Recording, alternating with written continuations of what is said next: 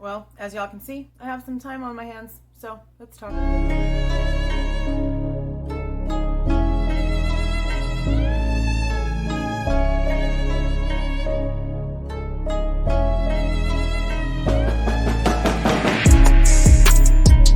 Hey guys, this is Jules with True Crime Reactions. I want to talk about a few things when it comes to this Idaho 4 case. I have a couple of things on my mind. Let's talk about my last video, where I made a reaction type video to the video that Chronicles of Olivia dropped about the mom, Kim, who claims that her daughter was one of the ones that received some information about what happened at the house on King Road prior to 911 being called. I know she's privatized the video, and I can understand why she did that. Now, a lot of people already have a bias towards Olivia, in my opinion, which I completely understand because I disagree wholeheartedly with the company that she keeps.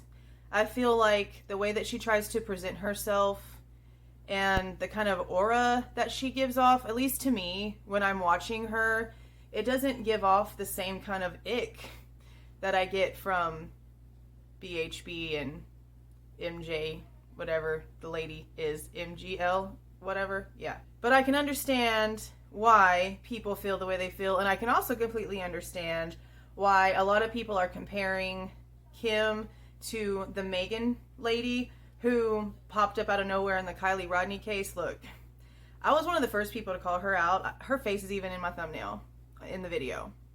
I had a lot to say about her, but I feel like, yes, maybe the exaggerated parts, okay, possibly is probably just some sort of speculation thing that she has in her head, but I'm still going to hold on to some nuggets here. That's how this works. When someone comes forward, especially when it's been so long and they've repeated their story to 1,000 people at this point, things change. It's the Book of Telephone. There's a really, really well-known one around here, but I'm just going to keep the name of it to myself. But I'm going to tell you now, if you know anything about the verified details in this case that we have gotten from law enforcement, then you know damn well that there is some truth to what Kim is telling us. And honestly, to me, the only thing that really matters is that 8 o'clock call to the first sorority girl that lived outside of the house.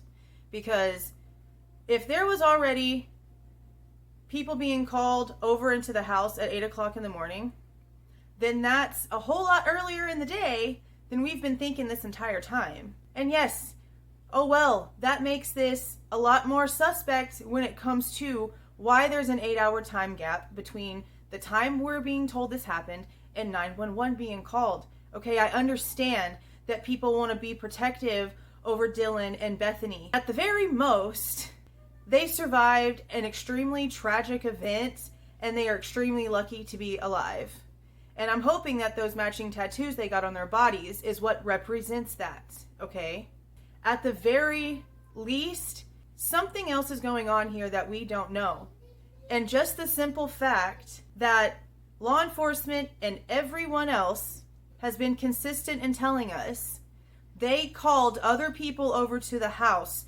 There were other people at the crime scene, at the house, aware of what was going on, hours before 911 was ever called. And that's a big deal. Now, does it have anything to do with what happened? Y'all, it might not. It might not. And that's something else that we have to kind of take into consideration here. Okay, let's just kind of mix them all up a little bit. Because look, I know y'all have heard of 5%ers, right? Well, I'm like a 1%er when it comes to everything. Politics, religions, diets, everything. We're not all created the same. Not all of everyone's paths are supposed to go the same way. We're not supposed to go through the exact same patterns in life, right? So you have to take a little bit of everything and make it yourself and make it your own.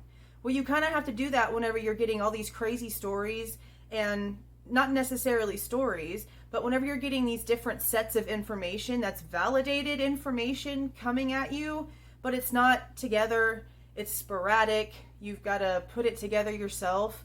You have to sit back and take a certain percentage of everything until it all makes sense. So now let's go down one road, okay? What if What if this really was a targeted thing?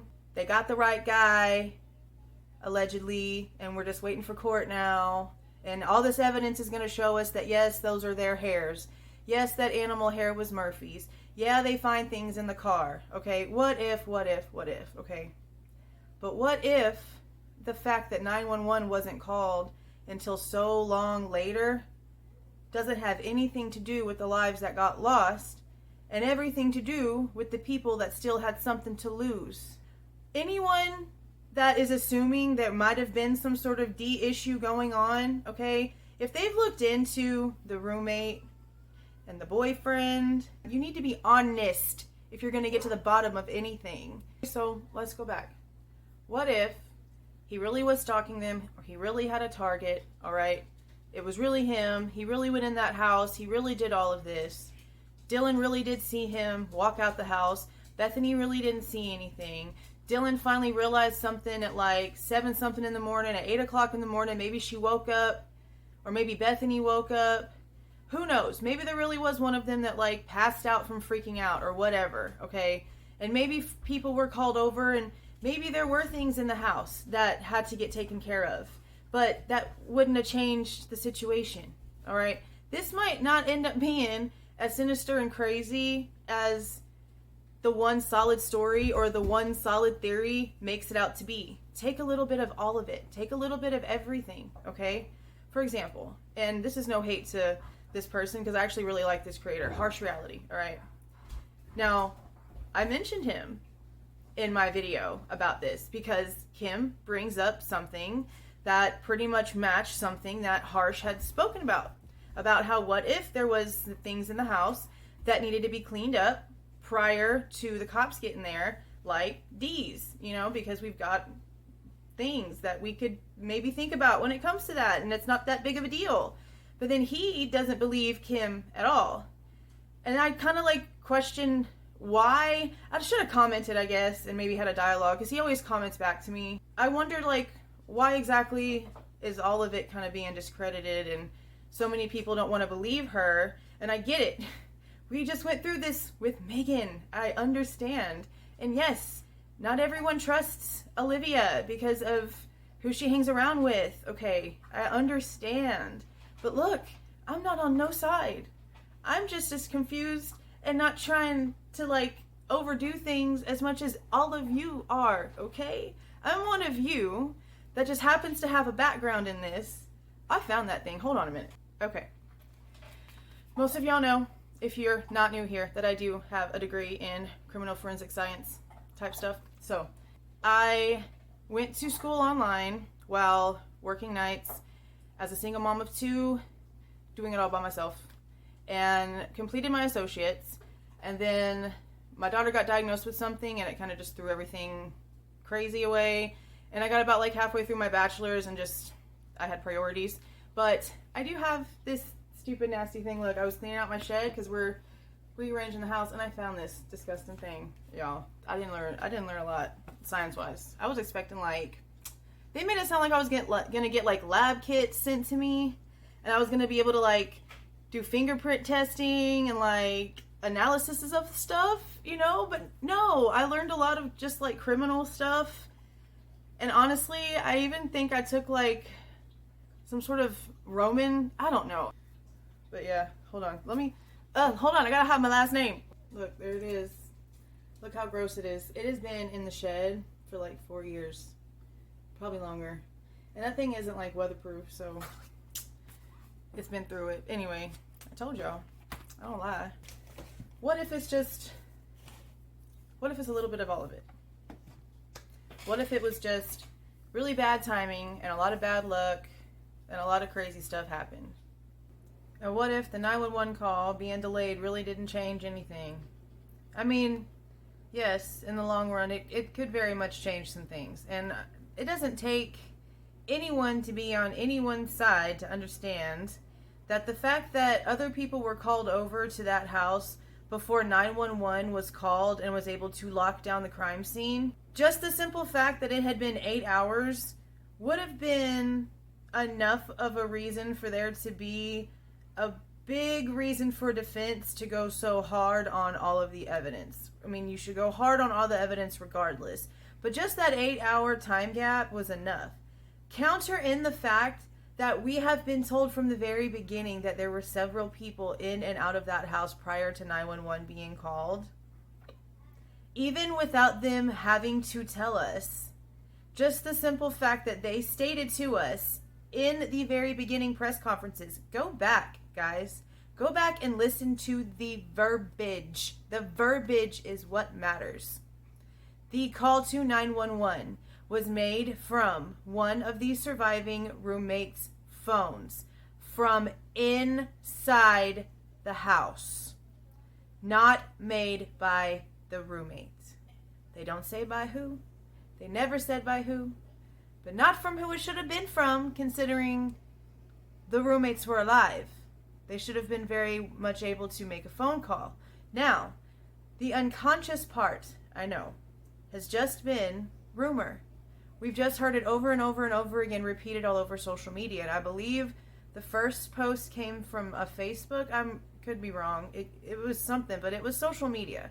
We've never heard from law enforcement that Dylan fainted, that she passed out. All they stated was that when she saw a man with bushy eyebrows dressed in all black, that she went into a frozen shock phase, okay? They don't say one time in that affidavit what time she remembered waking up, the first time she remembered checking her phone to see what time it was, if Bethany ended up waking up and seeing everything and screamed and maybe fainted. But we have heard here recently that in that area, in order to get a 911 call dispatched out immediately, they have the unconscious person as like their generic code. So even though it could be like a self-oof or a DV situation, or, you know, I broke my leg and I can't drive myself, I need an ambulance type thing. If they can't, within the first like certain amount of seconds, get what's going on out of the person, and they know they need a dispatch out, they instantly just do that to get it done. So that technically could be nothing, because we haven't heard the 911 call. All we know is that they were dispatched out for an unconscious person, or they got a call for an unconscious person. I need to go back and look at that verbiage. Look at me needing to take my own advice. Now, it's kind of strange to me, and I know some of y'all are going to agree with this. They apparently, according to this PCA, had his name and the fact that he owned that car on November 29th. But they alluded to releasing that 911 call pretty much like after they already knew they had their guy. Like it was within like, wasn't it about a week before they actually arrested him that they said they might release it? But they were talking about releasing it when they already were like basically following him across the country. Like that's kind of weird. That's weird to me. But yeah, you guys, what do you think about that? What if whatever happened with the 911 call just happened in a crazy situation way that has nothing to do with anything, but in the long run could have a lot to do with something? Because like I said, I know people want to be protective over the roommates. I get it, okay? I am human, all right? I am mother. I understand. But we also need justice for Kaylee, Maddie, Xana, and Ethan. And we have to pay attention to the fact that their negligent acts could possibly cause a problem in this case. Because, like I've mentioned several times, if there was a whole bunch of people in and out of that house, and he drove back over there in the 9 o'clock hour, and he saw people coming in and out while he was in the area for 10 minutes, if those pings are correct, then he saw them tainted. And that's probably why he didn't run. That's probably why he thought he could be a little cocky. Because he saw a loophole maybe. I mean, wouldn't that be like kind of like an ego boost to a criminal if they went back to the crime scene and saw it being tainted before 911 even knew what happened? That's just me thinking. I think I need to go watch this out though. Okay. Let me know. See y'all.